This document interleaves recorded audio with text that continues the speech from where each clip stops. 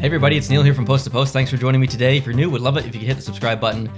Here I am, a Montreal Canadiens fan, and I'm witnessing my team go to the Stanley Cup Finals for the third time in my life, actually. Now, the first time I was 2 months old. The second time I was asleep. I was like 7 years old. I don't really remember. So this is the first time as an actual adult, a conscious adult, that I have been able to watch my team go to the finals, which is a crazy thing because it's not even a year where they're supposed to be there, right? Like, they barely made the playoffs. They're technically likely not even supposed to be in the playoffs. I think they would technically finish 18th in the season. But they are. They're in the finals because of the incredible run that they're on. And now they face the Tampa Bay Lightning, the defending Stanley Cup champions, arguably the best offensive team in the entire NHL, with one of the best goaltenders in the NHL, with one of the most dynamic defensive cores in the NHL. It is a stacked team. It is the perfect team. Like, there's no other way to say it. The Tampa Bay Lightning are really a perfect team with a wonderful coach. So they're there trying to defend their Stanley Cup, and now they got to face the Montreal Canadiens, the Cinderella story, the underdog, the team that's filled with some wily veterans that have come in from other teams like Stahl and Perry. And then you got Carey Price, who's never been to the big dance before, Shea Weber, who's never been to the big dance before, and then some young guys, and Cole Caulfield, and Suzuki, and Kotkaniemi, who are, just living their dream basically in the first couple of years of being in the NHL. It is two storylines that are coming together to make a pretty interesting final. And it's not one that anyone probably predicted. Like, realistically, no one actually had the Montreal Canadiens versus the Tampa Bay Lightning in the Stanley Cup Finals. Although I will say that Nick from Twisted Wrister, I believe, actually did predict the Montreal Canadiens to make the finals this year before the season started. So shout out to Twisted Wrister Hockey on YouTube. You guys should go check him out. So my thoughts going into this series are Montreal has the biggest challenge so far, which is a very obvious and agreeable take. Nothing bold, nothing hot about that take. That is very obvious. But as well as they shut Vegas down, I don't think they're going to be able to do it at that level against Tampa. Tampa's just too good. You've got too many weapons on every single damn line. Like, it's ridiculous. So I don't think Montreal's going to get swept. I don't think they're going to lose in 5 games.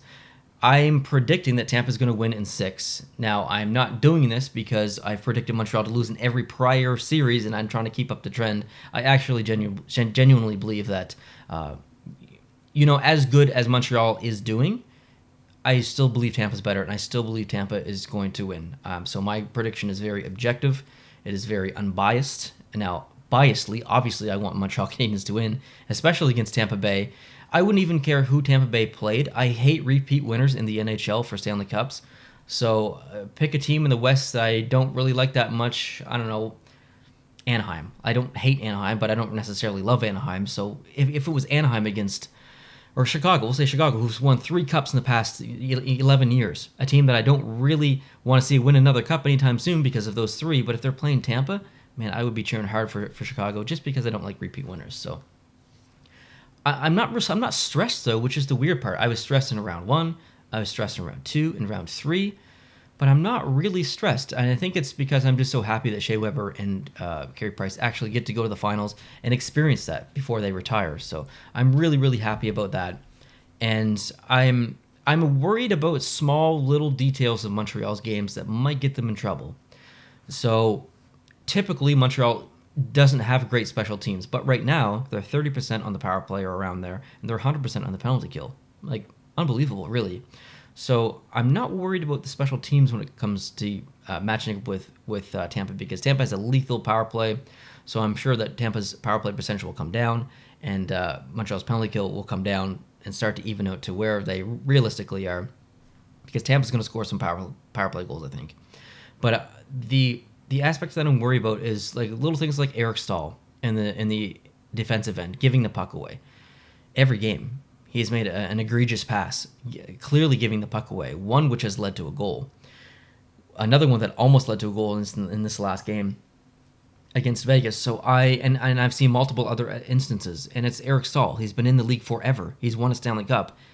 He can't be making those plays in his defensive end. He just can't.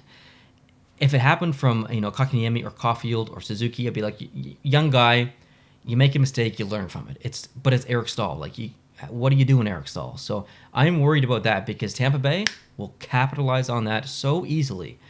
Whether you have Carey Price or whether you don't have Carey Price, that's just going to happen. You can't give the puck away like that. So I'm worried about little situations like that.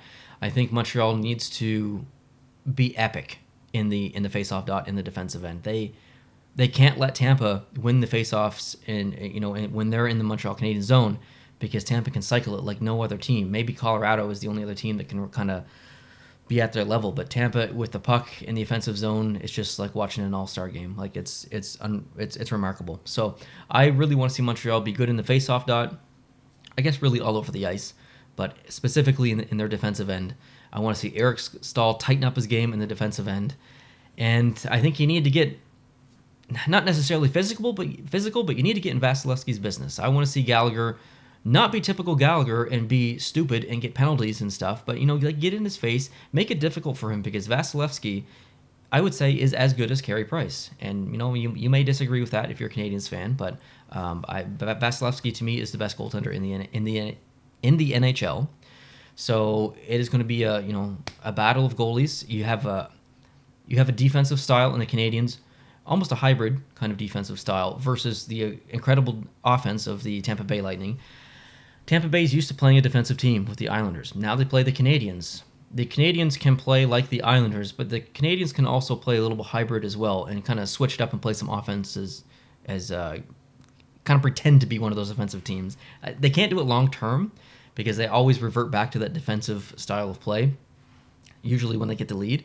But they can tease it a little bit. So Montreal matches up well with Tampa, I believe, because of the fact that I think Tampa's going to be taking some risks because Montreal is so good defensively. And I believe it's going to lead to a lot of possible breakaways or 2-on-1s for Montreal against Tampa, because their defensive, depending on which matchup you get, you're going to see some of their defensemen pinch. And when that happens, Montreal is extremely opportunistic and fast. So I really think earlier in the series, maybe in the first and second game, we're going to see Montreal with some 2-on-1s and possibly some breakaways. Keep an eye out for that. And then maybe Tampa will tighten up a little bit. But if Montreal gets the lead early, I don't think they can sit back like they have been against other teams and just kind of protect the lead. Not against Tampa. They're too lethal. They're too deadly. So I want to see Montreal maybe kind of shock Tampa a little bit and play more of the hybrid style and try and produce offensively throughout the game and not allow Tampa just to have the puck whenever they want it and just kind of try and keep them to the outside and run the clock, basically. So I don't know. We'll see what happens now.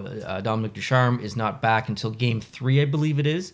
And then you have the Joel Armia situation where he's on the COVID protocol. As I'm filming this, I don't know if he has COVID or not. It's Sunday afternoon. That information has not been released yet, but he is not making the flight, apparently, to Tampa, so he will not be there for Game 1. I don't know if that means Tatar is going in or Jake Evans is going in. I'm not exactly sure. But, yeah, it's like I said earlier, I'm not stressed. I'm very content, which is an odd feeling for me because, Montreal fooled me in 2010. They fooled me in 2014. But since they defeated Vegas, and I made that recap video, in these past couple of days, these past 2 days, I've been really content with regardless of what happens. I'm very proud of the Montreal Canadiens, and even if they lose, I'm still going to be as proud, honestly. And I'm not saying that. I genuinely mean that. I'm very proud of this group. I'm a very proud Montreal Canadiens fan for the first time in a very long time. And I'm happy that I can genuinely say that and don't have to pretend to say that. I actually feel that in my heart, and it makes me very happy for the team. It makes me very happy for their future, and regardless of what happens, I'm very happy with this season. So best of luck to the Tampa Bay Lightning fans. It's gonna be a fun series. I hope it's not a sweep. Either way, I don't think Montreal's gonna sweep Tampa, but you know what I mean. I hope it's a fun series that goes at least 6 games. We get to watch as much hockey as we possibly can. The more hockey, the better, right? And the longer it goes, the better.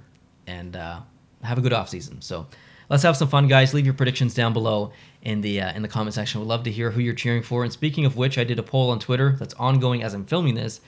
asking who you're going to cheer for. And currently Montreal is in the lead with 77%. So it looks like the majority of people will be actually cheering for the Montreal Canadiens. I suspect mainly due to the fact that they're the underdog. People like underdog stories, and the fact that Tampa won last year. And most people don't like repeat winners, kind of like I do. So I have a feeling that those are the reasons. But regardless, if you're new, would love it if you could hit the subscribe button for more hockey talk, more jersey talk. I have some jerseys to unbox coming soon. I was going to do a jersey concept video on Friday, but then I made the recap video instead. So you will probably see a jersey concept video Tuesday, Wednesday-ish, and then another one on Friday, I think. So kind of back to back. But I apologize for the delay on that one from Friday, but I appreciate your patience. Hope you had a great weekend. We'll talk to you soon. Adios.